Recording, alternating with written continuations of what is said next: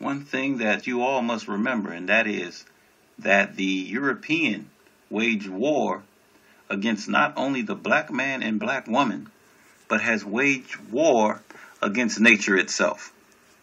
And so he has waged war against the natural order of things. And so while we understood and observed and shared with the world the principle of balance, with the white man's world there is an imbalance. And so we shouldn't take part in the Europeans' wars. One of the Europeans' wars that he's currently fighting, as he's always fighting, is the gender war. Now, men, we must understand that whenever men refused to fight or couldn't fight, didn't have the drive or knowledge or whatever, power to fight, that black women stood up and resisted slavery. Black women also led rebellions and insurrections. Black women also died for freedom. So let's not take part in the European gender war.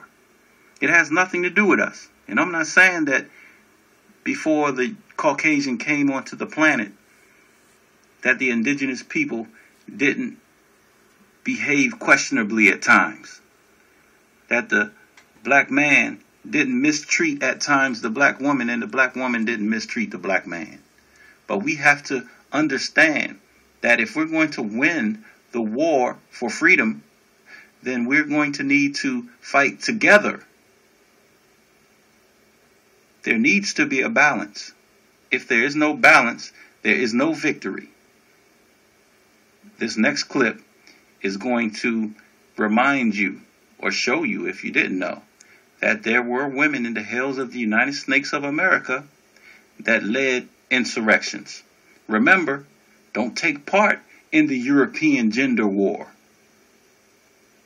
If anything that you should be fighting for, you should be fighting to reestablish the balance in the black family.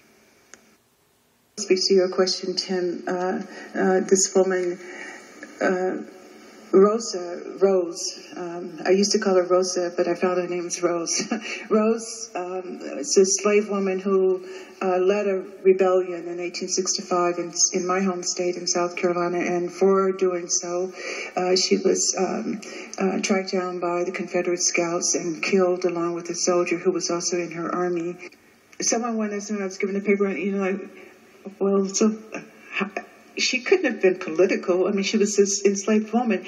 And if she led a rebellion, how did she know to lead a rebellion? I said, do you ask that about Toussaint Louverture? So we assume that men know how to lead a rebellion, but women do not. And of course, neither women nor men just automatically know. It comes from a process. But larger book project is that on every battlefield where black men died, a black woman died. On every one.